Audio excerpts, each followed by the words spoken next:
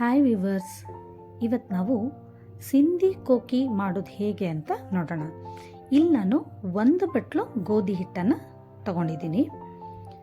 1 spoon ಓಂ ಕಾಳನ್ನು ಈ ರೀತಿ ಕೈಯಿಂದನೇ ಕ್ರಷ್ ಮಾಡಿ ಹಾಕ್ತಾ ಇದ್ದೀನಿ.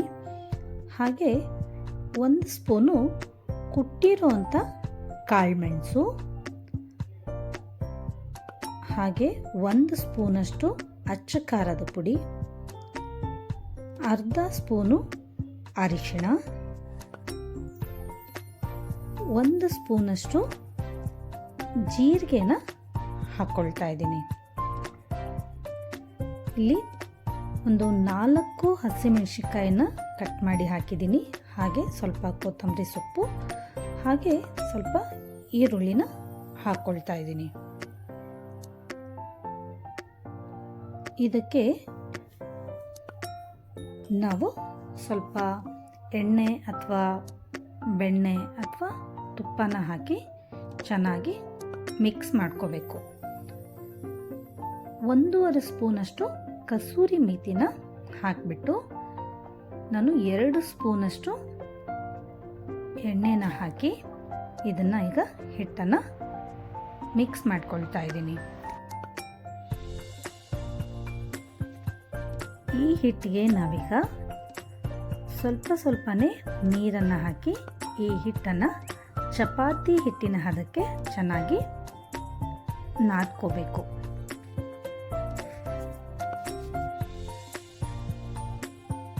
ಹಿಟ್ಟು ಈ ರೀತಿ ಆದರೆ ಸಾಕು. ತೀರಾ ಗಟ್ಟಿನೂ ಅಲ್ಲ, ತೀರಾ ತೆಳುವಾಗಿ ಅಲ್ಲ, ಈ ರೀತಿ ಹಿಟ್ಟಾದರೆ ಸಾಕು. ಈಗ ಈ ಹಿಟ್ಟಿನಿಂದ ಈ ರೀತಿ ಉಂಡೆಗಳನ್ನ ಮಾಡಿ ಇಟ್ಕೊಳ್ಳೋಣ. ನಿಮಗೆ ಅನ್ನಿಸ್ತಾ ಇರ್ಬೋದು, ಇದು ಕೂಡ ಪರೋಟ ಥರ ಅಥವಾ ಚಪಾತಿ ಥರನೇ ಮಾಡೋದಲ್ವಾ, ಇದರಲ್ಲಿ ಏನು ಸ್ಪೆಷಲ್ ಇದೆ ಅಂತ. ಈಗಲೇ ಇದರ ಸ್ಪೆಷಾಲಿಟಿ ತಿಳಿಯೋದು ಏನು ಅಂದರೆ, ಈ ರೀತಿ ಮಾಡಿ ಇಟ್ಕೊಂಡಿರೋವಂಥ ಉಂಡೆನ ತವಾ ಮೇಲೆ ಇಟ್ಬಿಟ್ಟು ನಾವು ಇದನ್ನು ಚೆನ್ನಾಗಿ ಬೇಯಿಸ್ಕೋಬೇಕು. ತೀರಾ ಕಪ್ಗೆಲ್ಲ ಆಗಬಾರ್ದು. ಇದ್ರ ಮೇಲೆ 2 ಬದಿಲಿ ಟರ್ನ್ ಮಾಡಿ ನಾವು ಚೆನ್ನಾಗಿ ಬೇಯಿಸ್ಕೋಬೇಕು. ಈ ರೀತಿ ವೈಟ್ ಆಗಿ ಬಂದಿದೆ ಅಲ್ವಾ, ಈ ರೀತಿ ಬೆಂದಿರೋವಂಥ ಗುರ್ತು ಬಂದರೆ ಸಾಕು. ಇಷ್ಟು ನಾವು ಇದನ್ನು 2 ಬದಿಲಿ ಚೆನ್ನಾಗಿ ಬೇಯಿಸ್ಕೋಬೇಕಾಗತ್ತೆ. ಬೇಯಿಸ್ಕೊಂಡಿರೋವಂಥ ಈ ಉಂಡೆಗಳನ್ನು ತೆಗೆದು ಒಂದು 5 ನಿಮಿಷ ಆರೋದಕ್ಕೆ ಬಿಟ್ಬಿಟ್ಟು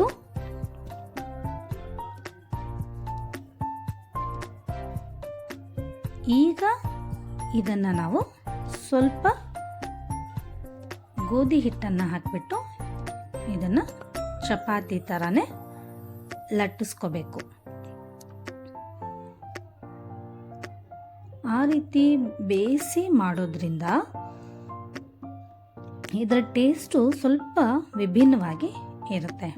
ನೋಡಿ, ತೀರಾ ದಪ್ಪದಾಗಿಯೂ ಅಲ್ಲ, ತೀರಾ ತೆಳುವಾಗಿಯೂ ಅಲ್ಲ, ಈ ಪ್ರಮಾಣದಲ್ಲಿ ನಾನು ಇದನ್ನು ಲಟ್ಟಿಸ್ಕೊಂಡು ಇಟ್ಕೊಂಡಿದ್ದೀನಿ. ಇನ್ನೊಂದನ್ನು ಕೂಡ ಇದೇ ರೀತಿ ಲಟ್ಟಿಸ್ಬಿಟ್ಟು ಇದಕ್ಕೆ ಚಾಕುವಿನ ಸಹಾಯದಿಂದ ಈ ರೀತಿ ಕಚ್ಚುಗಳನ್ನು ಹಾಕ್ಕೋಬೇಕು. ಈ ರೀತಿ ಹಾಕ್ಕೊಳ್ಳೋದ್ರಿಂದ ಈ ಕೋಕಿ ಏನಿದೆ ಇದು ತುಂಬ ಚೆನ್ನಾಗಿ ಬೆಂದ್ಕೊಳ್ಳುತ್ತೆ. ಆ ಕಾರಣಕ್ಕೆ ಈ ರೀತಿ ಕಟ್ಗಳನ್ನು ಹಾಕಿ ಈಗ ಇದನ್ನು ಮತ್ತೆ ತವಾ ಮೇಲೆ ಹಾಕಿಬಿಟ್ಟು ಇದಕ್ಕೆ ಬೆಣ್ಣೆ ಅಥವಾ ತುಪ್ಪ ಅಥವಾ ಎಣ್ಣೆನ ಬಳಸಿಬಿಟ್ಟು ನಾವು 2 ಬದಿಲಿ ಚೆನ್ನಾಗಿ ಬೇಯಿಸ್ಕೋಬೇಕು.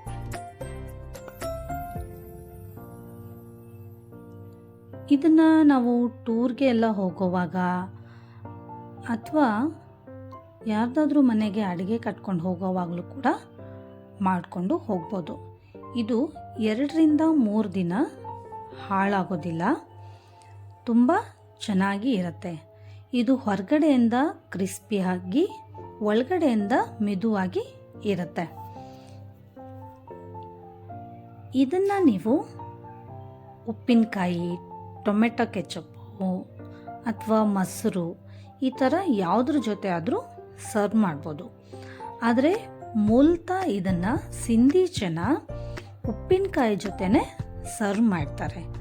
ನೀವು ಕೂಡ ಒಂದು ಸಾರಿ ಮನೇಲಿ ಟ್ರೈ ಮಾಡಿ, ಹೇಗಾಗಿದೆ ಅಂತ ಕಮೆಂಟ್ ಮಾಡಿ ತಿಳಿಸಿ. ಹಾಗೆ ಈ ಚಾನಲ್ನ ಸಬ್ಸ್ಕ್ರೈಬ್ ಮಾಡಿ. Thank you.